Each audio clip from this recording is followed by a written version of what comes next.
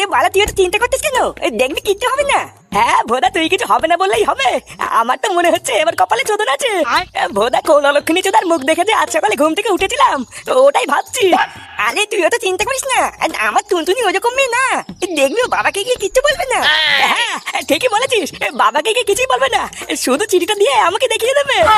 ভোদা, আমি যে এখন কোথায় লুকাই আমি তো কিছুই বুঝতে পারছি না। এ বালা, তোর তো দেখতে ভয়ে গাল ফেটে গেছে। এই চুরির ভাই, আমার কি হবে এটা ভেবে আমি ভয়ে মরে যাচ্ছি। আর তুই দাঁত কালাচ্ছিস?